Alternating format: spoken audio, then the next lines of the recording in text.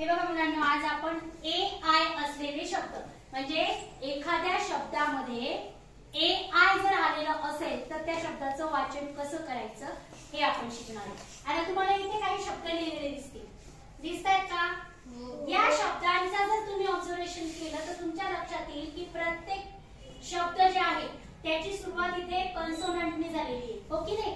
आणि मध्ये दोन वावेल आलेले आहेत। काय आलेले आहेत? दोन वावेल। वावेल कोणते आहे? मग AI हे वावेल आल्यानंतर याचा नियम लक्षात ठेवायचा।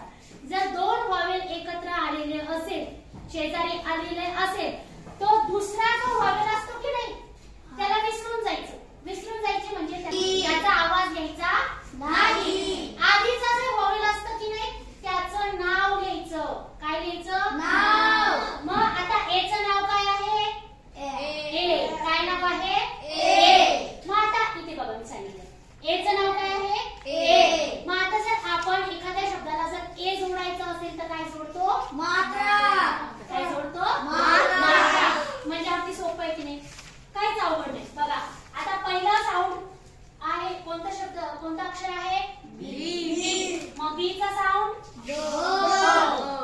मग आता मी सांगितलेल्या नियमाप्रमाणे इथं काय लावायला पाहिजे? मात्रा लावायचा ब। काय झालं? बे। आणि हे झालं का दुसऱ्या वॉवेलला विसरून जायचं। दुसरं वॉवेल कोणतं आहे? आय आहे। आयला काय करायचं? विसरून जायचं। आणि टीचं बेट। म्हणजे आमिष। एखादं आपल्याला काम करून घ्यायचं असेल तर त्याला काहीतरी दिलं तर ते आमिष होतं। काय होतं? आमिष होतं। मग आता तसेच शब्द इथे मी काही दिलेले आहेत। इथे पण मी एक डायग्राम काढलेला आहे। मध्यभागी फक्त AI लिहिलेला आहे। तुम्हाला या प्रत्येक शब्दामध्ये AI दिसेल, आहे की नाही? हो। आपल्याला फक्त आधीच्या अक्षराचा साऊंड त्याला जोडायचा, नंतरच्या अक्षराचा साऊंड त्याला जोडायचा आणि AIचं मात्रा फक्त जोडायचं। इतकं सोपी पद्धत आहे एखादा शब्द वाचण्याची, खूप सोपी पद्धत। आता पहिला शब्द कोण करतो? कळालं का? आधी मला काय करायचंय? कोण सांगतं? आधी काय करायचं ते सांग। कोण सांगतं? आधी सांग काय करायचं? काय करावं लागेल आपल्याला याला? हा, कसा शब्द लिहावा लागेल? जला जचं मात्रा द्यायचा आणि याचं ल। म्हणजे आपला नियम लक्षात ठेवा। नियम सांगा इथे की मॅडम पहिल्या वॉवेलचं नाव लिहायचं। कळालं का? नाव म्हणजे काय? ए। तर आपण ए नाही लिहित तर त्याचं चिन्ह लिहितो। त्याचं चिन्ह काय आहे? मात्रा। सांगताना असं सांगा की मॅडम काय करायचं? आधीच्या वॉवेलचं चिन्ह लिहायचं आणि नंतरच्या वॉवेलला विसरून द्यायचं। सांगा। आता जे सांगितलं मी ते मात्रा द्यायचा आणि ल लिहायचं। काय शब्द झाला? लिहितो का तू? जे ल। दुसरं कोण लिहितं? चला दत्तात्रय। जे मोठे अक्षर काढायचे मॅडम। जे। हा चला। एकदमचा साऊंड आणि AI साठी हा आणि B साठी द। मेड। काय शब्द झाला? मेड। हा चला नंतर चल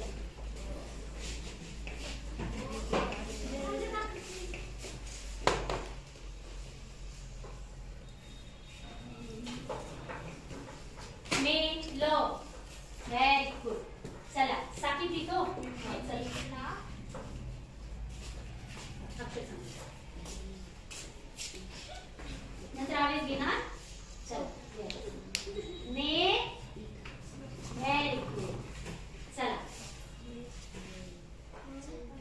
दुसरं कोणचं बोल लिहितं?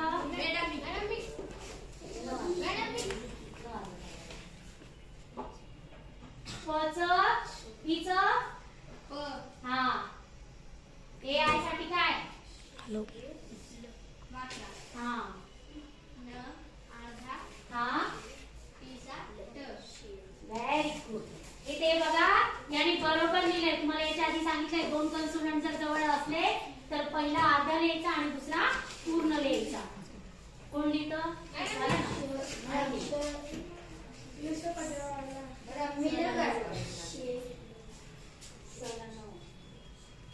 पहिलं काय आहे? हा आणि त्याला बरोबर. हा स्नेल म्हणजे काय? गोगलगाय. स्नेल म्हणजे गोगलगाय. आता हे जे शब्द तुम्ही लिहिले याच्यामध्ये पण बघा इथे दोन कन्सोनंट जवळ आलेले, त्याच्यामुळे पहिला कन्सोनंट अर्धा आणि दुसरा कन्सोनंट पूर्ण. याने बरोबर लिहिलं, पहिला अर्धा आणि दुसरा पूर्ण. स्नेक इथे पेंट, हो की नाही? आता हे झाले. आता हे कोण वाचून दाखवू? डायरेक्ट मी डायरेक्ट वाच.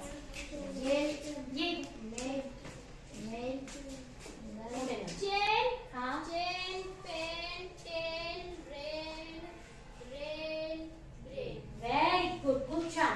आणखी कोण वाचतं? चला आणखी नंतर मान वाच.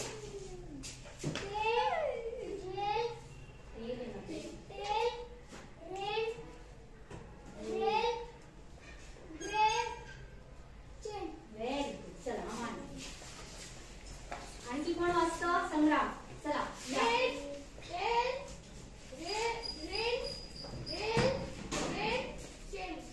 गुड.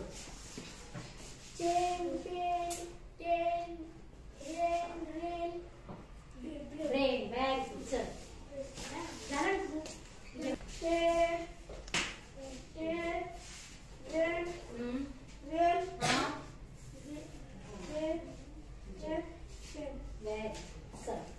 तर कळालं तुम्हाला? आता इथून पुढे पुस्तकामध्ये कुठेही तुम्हाला AI जोडलेले जर शब्द दिसले तर त्या शब्दाला आपण आधीच्या अक्षर काय करायचं? आपण मात्रा द्यायचं. काय द्यायचं? मात्रा. आणि वाचताना पण तसंच वाचायचं, मात्रा देऊन वाचायचं. दोन वॉवेल आल्यानंतरचा हाच नियम आहे. याच्या आधी आपण EA चे शब्द बघितले, तो तिथे पण असाच नियम होता बघा.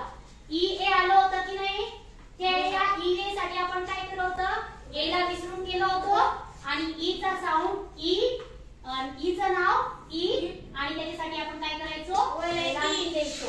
हा नियम आपण बघितला होता, ओके नाही? कळालं ना? आता मी तुम्हाला जे आणखी 10 शब्द देणार आहे ते तुम्ही आता करायचे.